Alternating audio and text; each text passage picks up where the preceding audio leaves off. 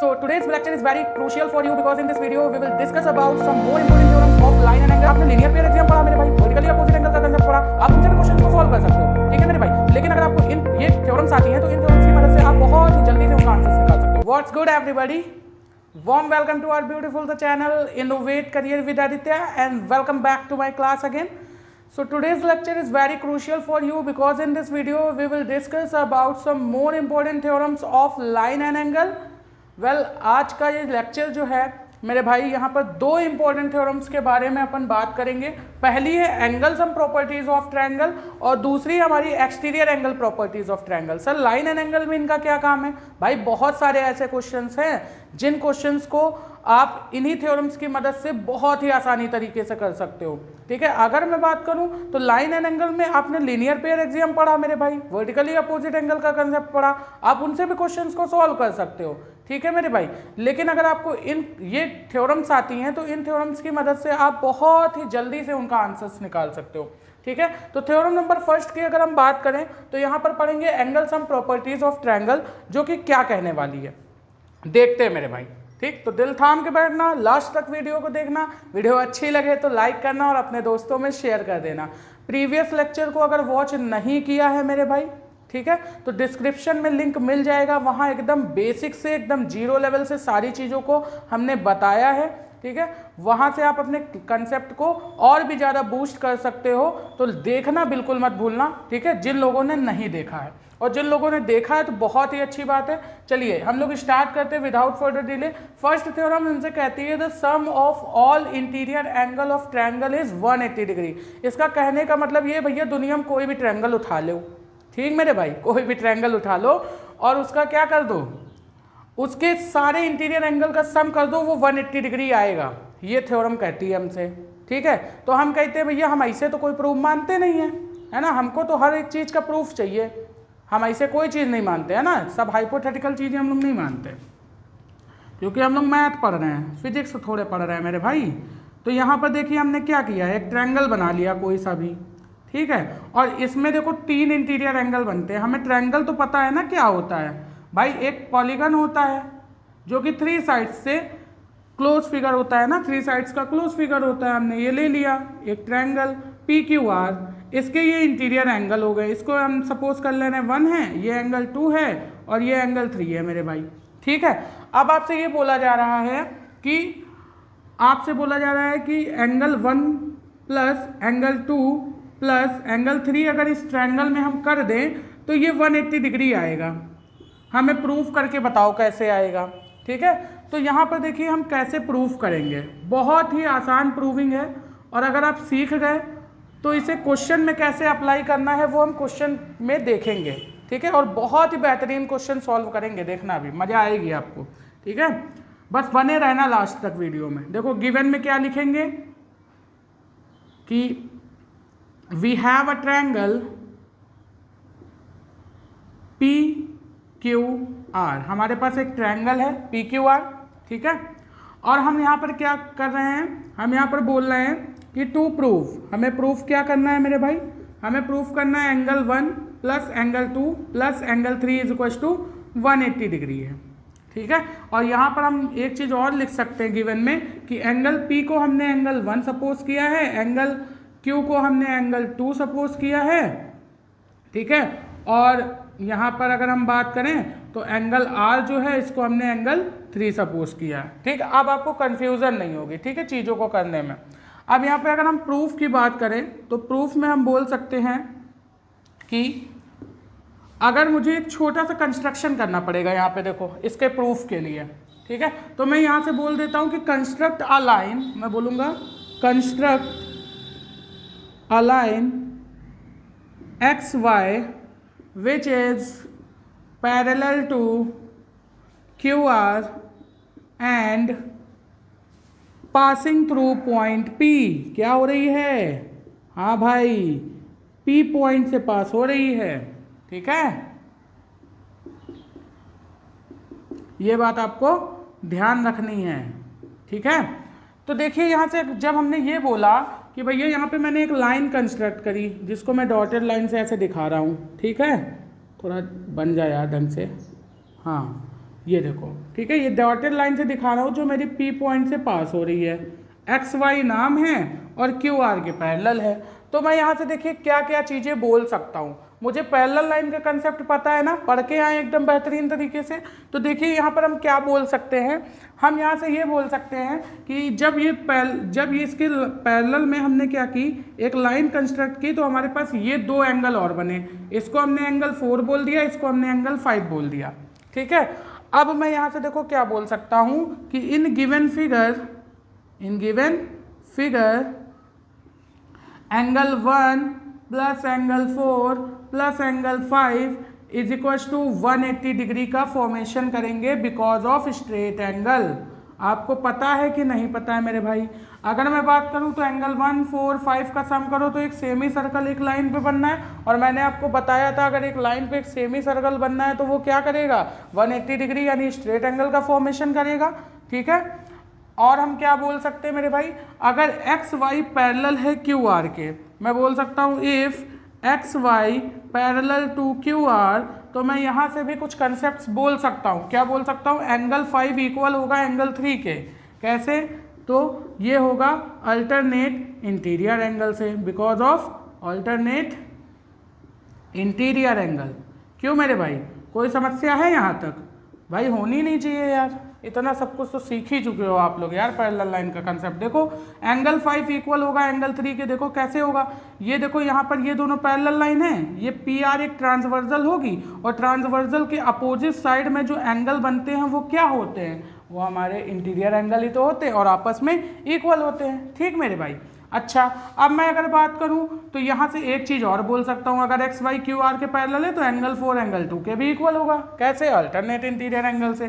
तो मैं बोल सकता हूँ एंगल 4 इक्वल होगा एंगल 2 के बिकॉज ऑफ अल्टरनेट, ठीक है, इंटीरियर एंगल। कोई बात में दिक्कत है आपको? भाई होनी नहीं चाहिए अभी तक, ठीक है। तो यहाँ पे अगर मैं बात करूँ, इसको इक्वेशन फर्स्ट ले रहा हूँ, इसको इक्वेशन सेकंड ले रहा हूँ, इसको इक्वेशन थर्ड ले रहा हूँ, ठीक है। अब ये जब हमें 3 इक्वेशन मिल गई तो समझो आपका ये थ्योरम प्रूव होने वाला है। आपको क्या लिखना है भाई, आप एंगल 5 की जगह पर 3 लिख सकते हो, एंगल 4 की जगह पर 2 लिख सकते हो, और आपको प्रूफ भी तो यही करना है। देखो अगर ध्यान से, तो इन्हीं का सम हमारा 180 होना चाहिए। तो मैं यहाँ से लिखूंगा, देखो मैं ऊपर लिख दे रहा हूँ, ठीक है। Put value of equation second and third in equation first. तो जब फर्स्ट इक्वेशन में इसकी वैल्यू पुट करूंगा तो 5 की जगह पर 3 रखूंगा मेरे भाई, और 4 की जगह पर 2 रखूंगा। तो मैं यहाँ से लिख सकता हूँ angle 1 plus angle 2 plus angle 3 equal to 180 degree. क्या हमें यही प्रूफ करना था? देखो एंगल सम प्रॉपर्टी से इंटीरियर एंगल का सम कितना आ गया, 180 डिग्री आ गया। आपसे डायरेक्ट थ्योरम भी पूछी जा सकती है, इसी वजह से मैंने प्रूविंग करवाया। बातें समझ में आ रही है? नोट करो इसको बढ़िया से। चलो भाई, पहली थ्योरम नोट हो गई ना, बढ़िया से नोट करते रहना भाई, कॉपी पेन लेके बैठना, क्योंकि नोट्स ही आपका ब्रह्मास्त्र होते हैं, ठीक है। चलिए नेक्स्ट थ्योरम की अगर अपन बात करें तो ये भी एक छोटी सी थ्योरम है, लेकिन इंपॉर्टेंट है ना, छोटी बट बहुत इंपॉर्टेंट, ठीक है। तो अगर हम बात करें तो if the side of a triangle is produced then the exterior angle so formed is equal to the sum of 2 interior opposite angle. इसका कहने का मतलब क्या है मेरे भाई, कि अगर हम ट्रायंगल की किसी भी साइड को क्या कर दे रहे हैं, प्रोड्यूस कर दे रहे हैं। प्रोड्यूस करने का मतलब आगे बढ़ा दे रहे हैं। मैं बना के दिखाता हूं तो ज़्यादा समझ में आएगा। सपोज दैट ये हमारे पास एक ट्रायंगल है, ठीक है, और इस ट्रायंगल का नाम अगेन ले लेते हैं PQR, ठीक है। इस ट्रायंगल की कोई भी साइड हम प्रोड्यूस कर दें, सपोज दैट मैंने ये R साइड क्या कर दी है, प्रोड्यूस कर दी है, ठीक है। प्रोड्यूस करने का मतलब आगे बढ़ा दी है। तो देखो इनके बीच में एक एंगल बनना होगा, ये वाला। ये कौन सा एंगल है? इस एंगल को हम बोलते हैं एक्सटीरियर एंगल। क्या बोलते हैं मेरे भाई? Exterior angle. तो इनका ये जो एक्सटीरियर एंगल है, ये इनके इंटीरियर एंगल कौन से, इस एक्सटीरियर एंगल के अपोजिट जो इंटीरियर एंगल बनना है, इनके सम के इक्वल होगा। ये चीज़ बता रही है ये थ्योरम। बात समझ में आ रही है?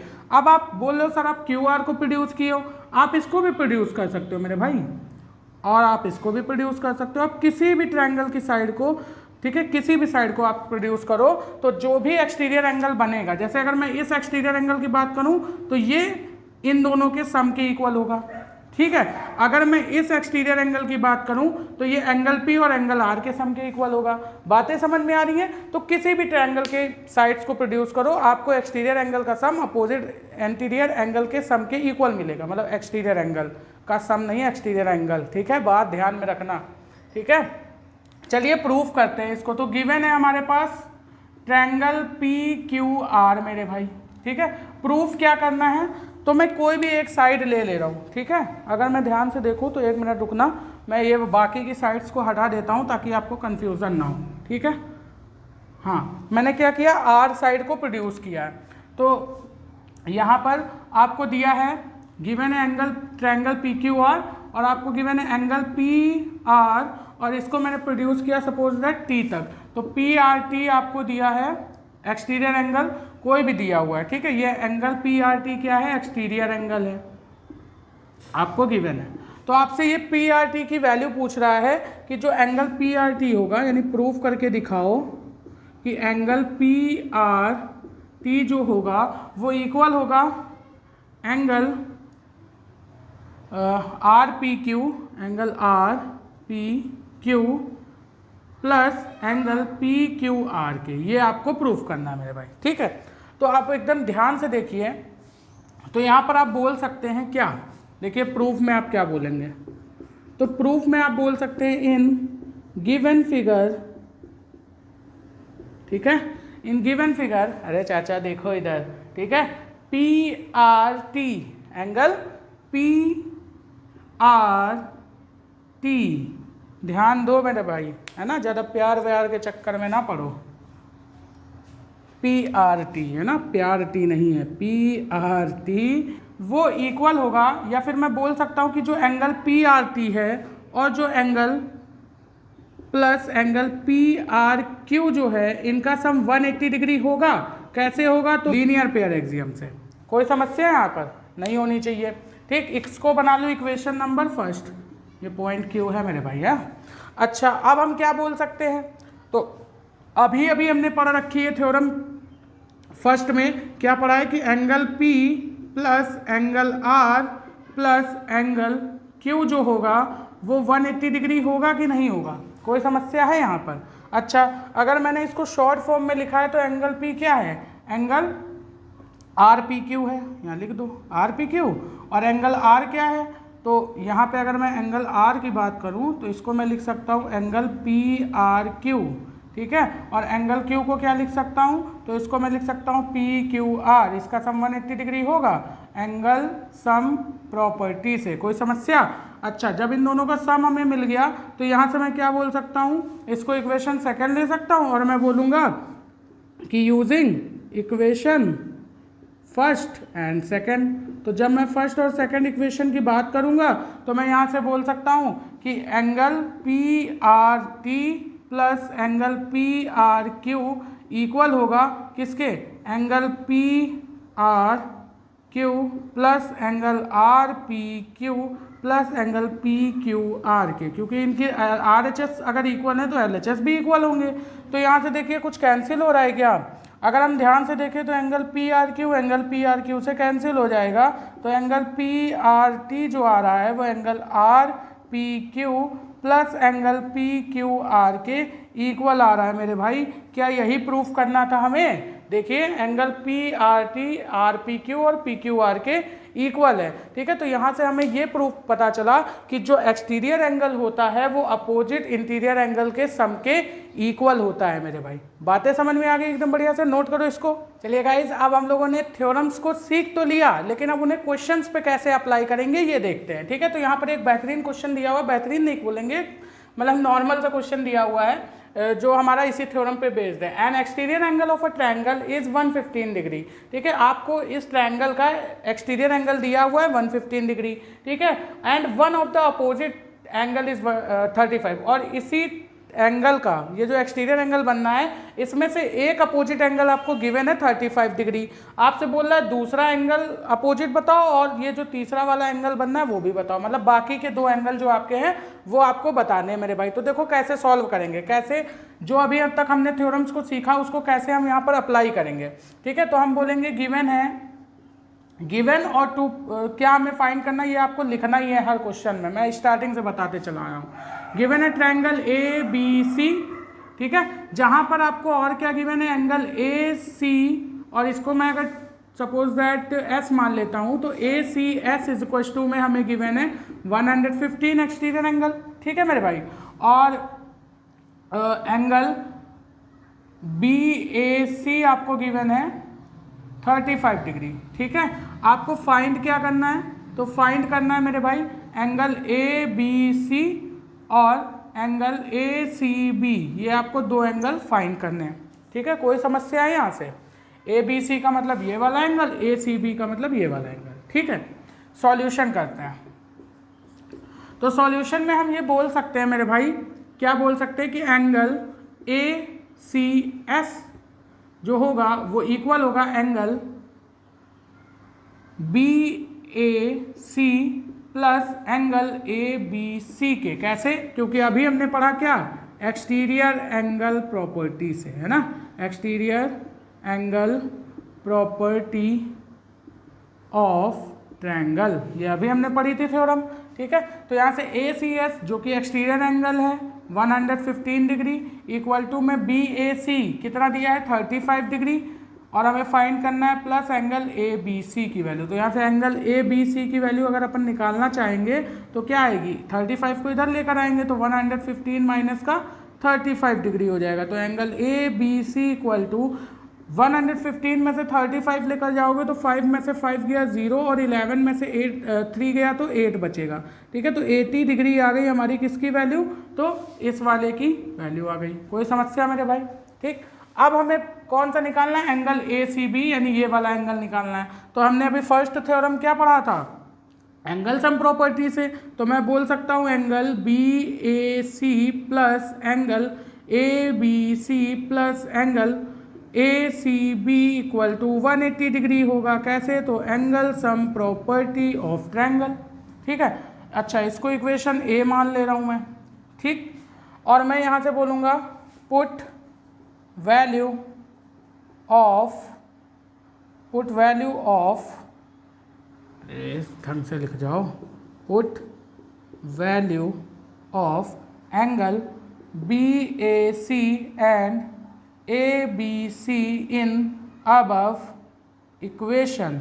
तो जब ऊपर वाली इक्वेशन में पुट करेंगे मेरे भाई तो बी ए सी की वैल्यू क्या आएगी मेरे पास, तो ये है 35 degree plus A B C की वैल्यू निकालिए 80 degree plus A C B की वैल्यू फाइंड करनी है इक्वल टू 180 डिग्री।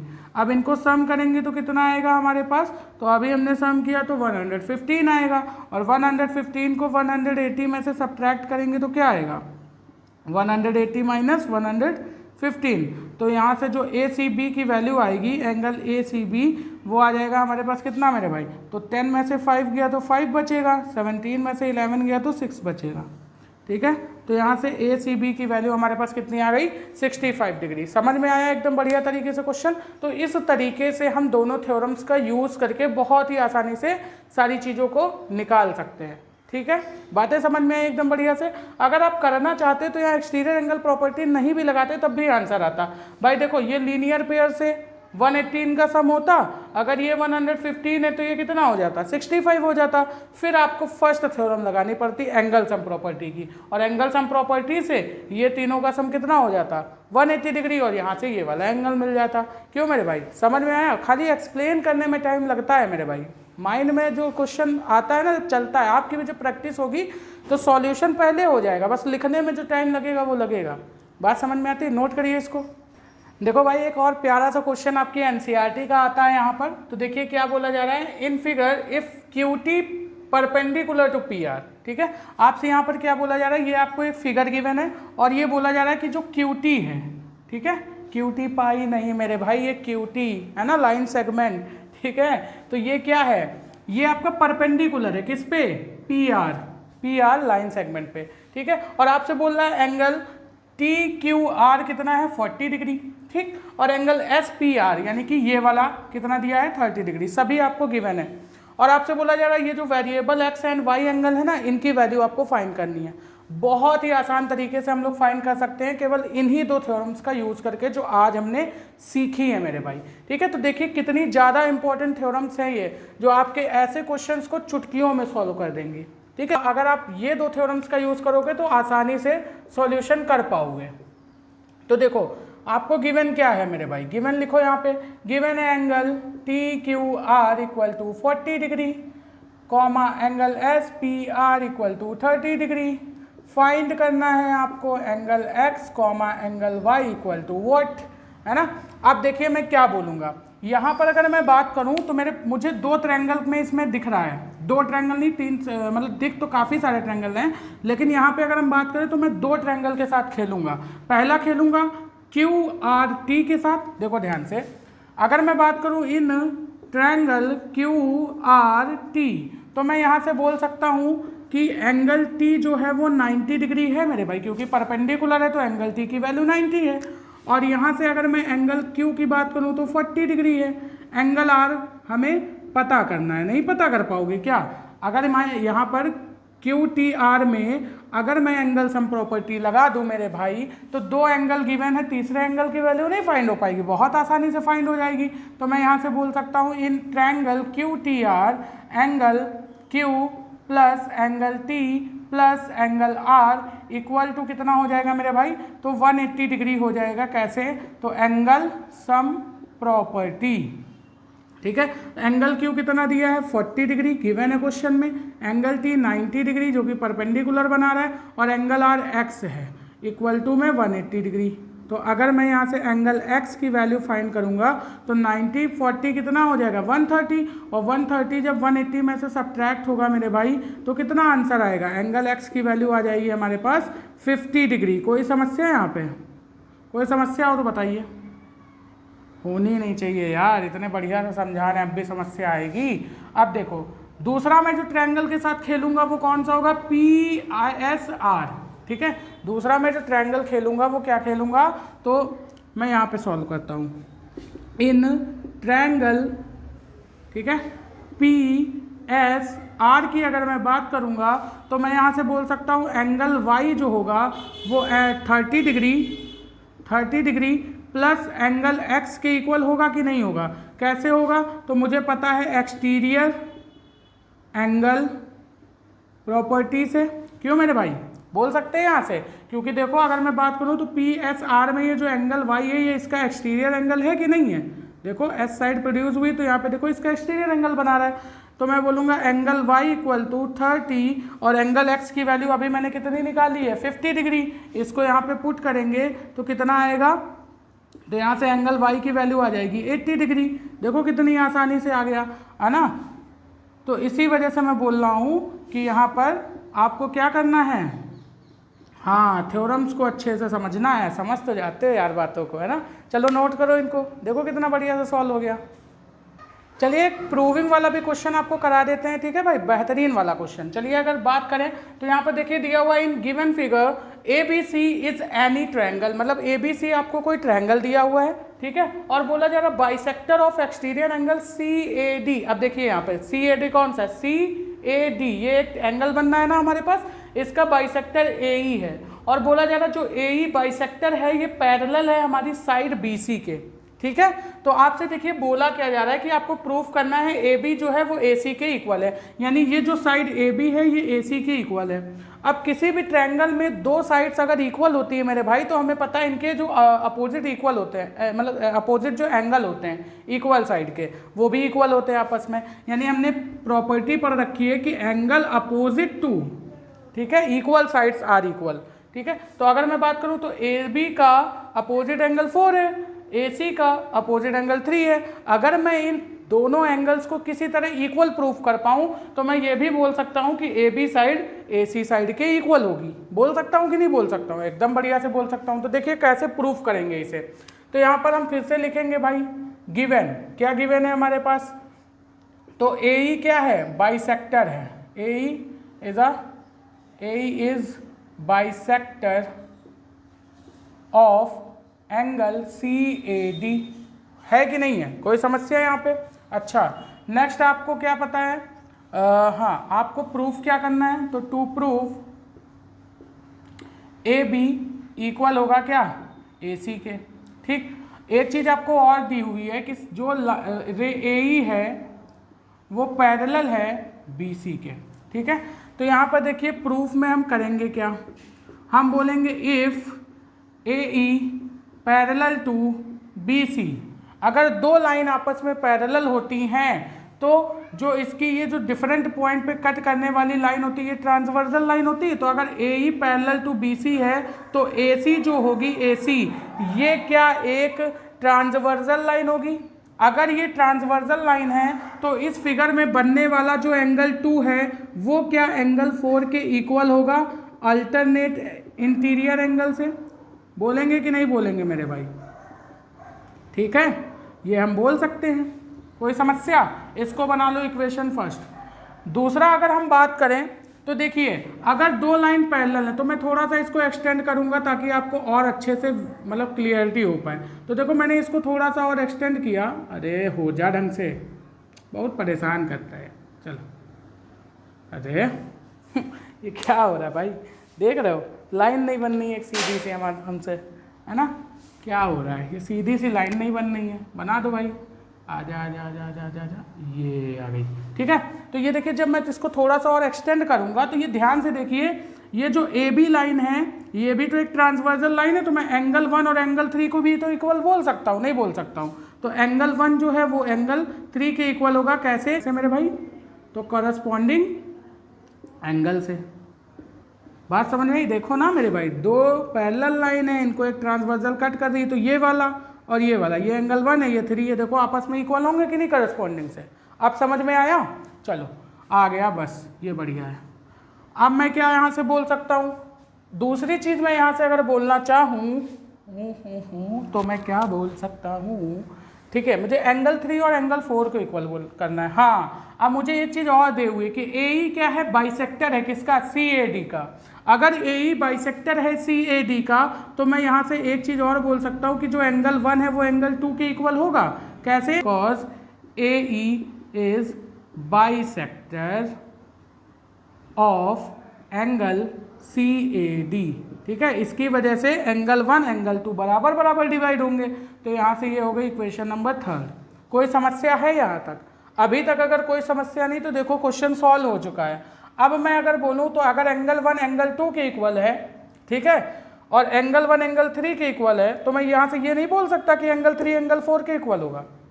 बोल सकता हूँ ना भाई? आपने पढ़ा होगा 5th चैप्टर में यूक्लिड फर्स्ट एक्सियम। यूक्लिड जो फर्स्ट एक्सियम है वो क्या कहता है कि अगर दो चीज़ें आपस में इक्वल हैं और वो जो दूसरी चीज़ है वो किसी तीसरी चीज़ के इक्वल है तो पहली चीज़ भी तीसरी चीज़ के इक्वल होगी, है ना? बात समझ में आ रहा है कि नहीं? तो यहाँ पर हम बोल सकते हैं कि from equation first second and third we can से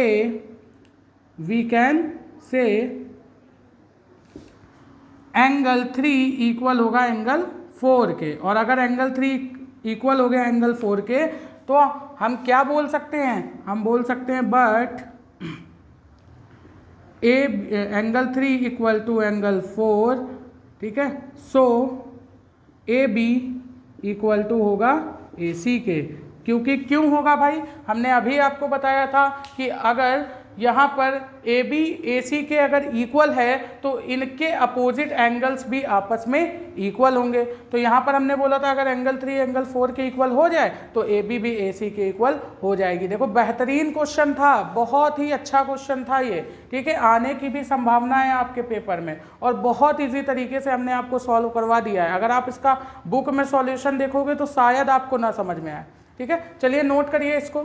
चलिए गाइस, इसी के साथ आज का लेक्चर यहीं पर समाप्त करते हैं। आई होप आपको सारे कॉन्सेप्ट अच्छे से समझ में आए होंगे, बढ़िया लगे होंगे और मज़ा भी आया होगा इस वीडियो में। ठीक है, अगर आपको मज़ा आया है सॉल्यूशन में, ठीक है, वीडियो को देखने में और बहुत ही बेहतरीन तरीके से कंसेप्ट समझ में आया है तो वीडियो को लाइक करना भाई, है ना, अपने दोस्तों में शेयर करना। नए हो तो चैनल को सब्सक्राइब कर लेना क्योंकि आगे भी और भी इंटरेस्टिंग वीडियो आने वाली हैं आप ही के लिए।